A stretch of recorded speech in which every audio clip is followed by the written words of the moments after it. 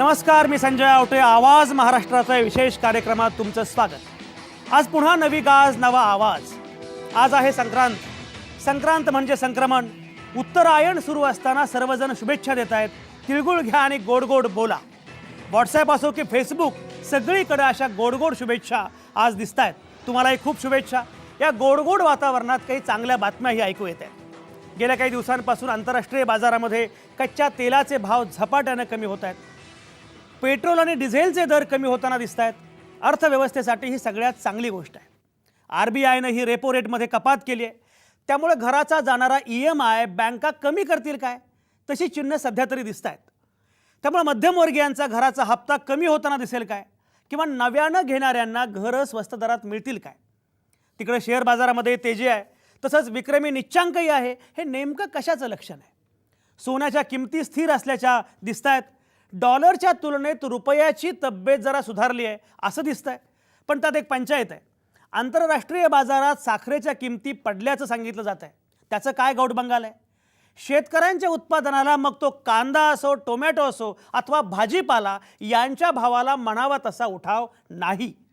घर, गाड्या, गुंतवणूकदार यांच्याबाबत मात्र फील गुडचं वातावरण निर्माण करण्यात पंतप्रधान नरेंद्र मोदी यशस्वी होताना दिसत आहेत. त्याचं वास्तव काय आहे? जगभर दौरे करत बाहेरच्या गुंतवणूकदारांना आकृष्ट करण्याचा प्रयत्न मोदी करतायत.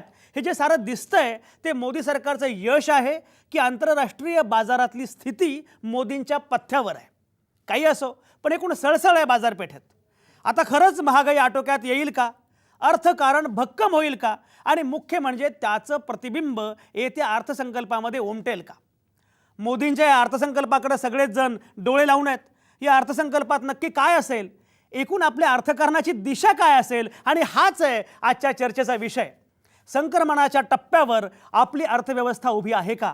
आजवर होते फक्त प्रश्नच. आता उत्तरायणाच्या दिशेनं आपला प्रवास सुरू होणार का, की ही फक्त तात्कालिक फेज आहे? काय आहे नक्की उद्याच्या पोटात? आणि ही चर्चा करण्यासाठी आपल्यासोबत आहेत नामवंत पाहुणे. माझ्यासोबत स्टुडिओमध्ये आहेत वैभव वझे, सकाळचे प्रतिनिधी आहेत वैभव वझे. अर्थविषयक वृत्तांकन करतात. तसंच केदार ओकई आहेत आपल्यासोबत, ते मार्केटचे अभ्यासक आहेत.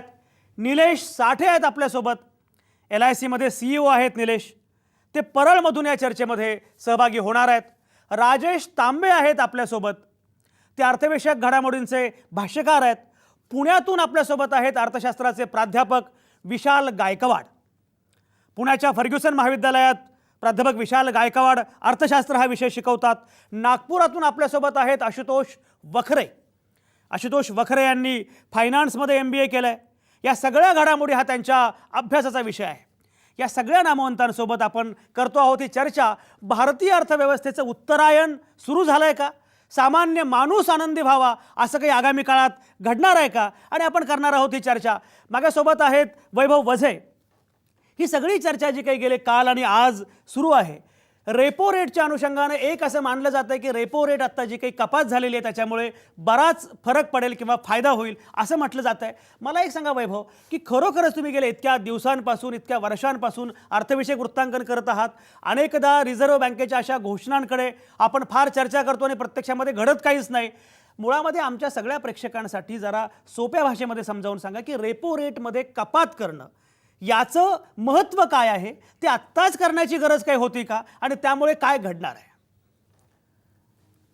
एक तर आपण असं समजून घ्यायला पाहिजे की भारतीय अर्थव्यवस्थेमध्ये एक सकारात्मक वातावरण निर्माण झालेलं आहे. आणि त्याच्यासाठी अत्यंत महत्त्वाचं म्हणजे ज्याला बेसिक कारण म्हणतो आपण, ते असं आहे की आपल्याला खूप वर्षांपासून केंद्रामध्ये स्थिर सरकार आणि पूर्ण बहुमताचं सरकार हे अपेक्षित होतं. आणि ते नेमकी आपली ती इच्छा पूर्ण झाल्यामुळे आता सरकारमध्येच द्विधा मनस्थिती नसेल याविषयी उद्योग आणि कॉमन मॅन हा निश्चिंत झाला. दुसरी गोष्ट अशी झाली की आता आपण चिंतेच्या बाबींकडे वळू. तर त्याच्यापैकी पहिली बाब म्हणजे आपली जी इकॉनॉमी आहे, आपली जी अर्थव्यवस्था आहे, त्यातला जवळजवळ 70 ते 75% जे अवलंबित्व ज्याला आपण म्हणतो ते बचतीवर आहे. त्यामुळे भारतीय अर्थव्यवस्था ही भारतीयांनी केलेल्या बचतीवर ही मोठ्या प्रमाणावर उभी आहे असं आपल्याला म्हणता येईल.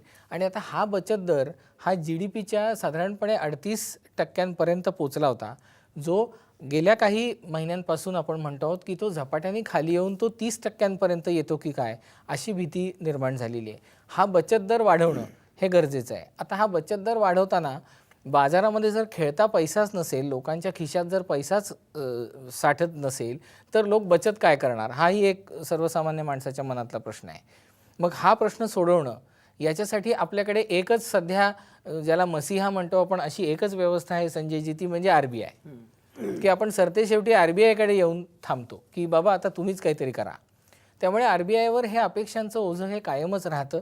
बरं, RBIला वाटेल तसा पैसासुद्धा बाजारात सोडता येत नाही. याचं कारण महागाई त्यामुळे वाढण्याची शक्यता असते. पैशाचाही साठा केला जाऊ शकतो. त्याच्यासाठी अनेक मनी मार्केटमध्ये अनेक इन्स्ट्रुमेंट्स उपलब्ध आहेत. त्यामुळे ती चिंता RBIकडे आहे. तिसरं म्हणजे मागणी वाढवणं. कारण कसं आहे की ज्यावेळेला तुम्ही म्हणता की तुमची अर्थव्यवस्था ही बऱ्याच अंशी बचतीवर आधारित आहे, त्याच वेळेला हाही प्रश्न आहे की ही बचत म्हणजे लोक नुसतेच काही घरातल्या फरशांखाली किंवा कपाटातनं काही नोटा दडवून ठेवत नाहीत, तर ते रोलिंग व्हायला पाहिजे.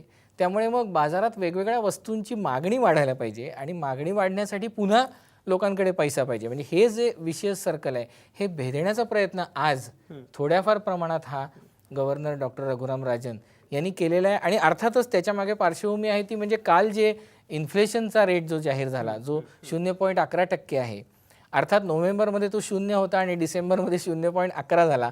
याचा अर्थ आपण जरी तो शून्यात खेळत असलो तरी सुद्धा टेक्निकली तो थोडासा वर आहे. पण अन्नधान्याच्या किमती खाली येत आहेत. शिवाय आपला जो जिथे आपलं मोठं बिल आपल्याला भरावं लागतं ते इंधन, त्या इंधनाच्याही किमती आंतरराष्ट्रीय बाजारामध्ये खाली आहेत.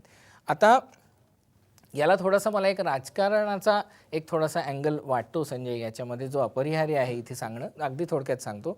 तो असा की आपण जर पाहिलं तर ब्रिक्स हा जो देशांचा जो गट आहे, म्हणजे ब्राझील, रशिया, इंडिया, चायना आणि आता त्याला आपण साऊथ आफ्रिका सुद्धा जोडलेला आहे. तर हा जो ब्रिक्स गट आहे, या ब्रिक्स गटाची एक वेगळी बँक असावी असा जेव्हा भारताकडून एक जोरदार पुरस्कार केला गेला, हे स्थिर सरकार आल्यानंतर त्याला आणखी गती मिळाली. आणि मग त्याच्यातून असं लक्षात आलं की जो अध्यक्ष होईल तो भारताने द्यावा. आणि मग भारताने द्यावा असं जेव्हा आपण म्हणतो, तेव्हा आत्ता आपल्याकडे सर्वाधिक यशस्वी व्यक्ती म्हणून आपण डॉक्टर रघुराम राजन यांच्याकडे बघतो आहोत. नेमकं त्याच वेळेला असं झालं की केंद्र सरकार आल्या राजन आणि केंद्र सरकार यांचे संबंध हा एक पुन्हा माध्यमांचा थोडासा चर्चेचा विषय होऊ लागला होता. त्याच्यावरही थोडासा आपल्याला पडदा पाडून त्याच्यावरही काही तोडगा काढता येईल का? आणि जर उद्या खरोखरच राजन हे ब्रिक्स बँकेचे अध्यक्ष म्हणून गेले तर इथे जो एक व्हॅक्यूम, जी एक पोकळी निर्माण होते आहे की इतका आपल्याला इंटरनॅशनल मॉनिटरी फंडमध्ये समर्थपणे आर्थिक निर्णय घेणारा माणूस हा जर RBIकडून उचलून आपण ब्रिक्समध्ये टाकला तर ही पोकळी आत्ताच्या इतक्या धोकादायक वळणावर अर्थव्यवस्थेच्या कोण भरून काढणार?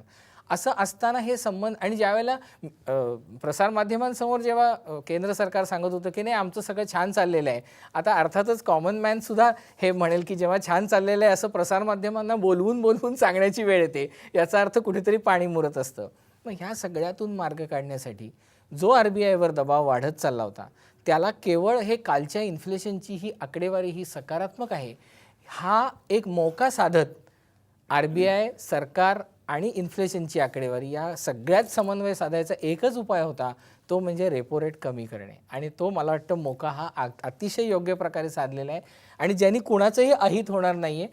बँकांचा कॉस्ट ऑफ फंड कमी होईल, त्यामुळे बँकांना कर्जाचे दर हे भावी काळात थोडेसे खाली आणणं शक्य होईल.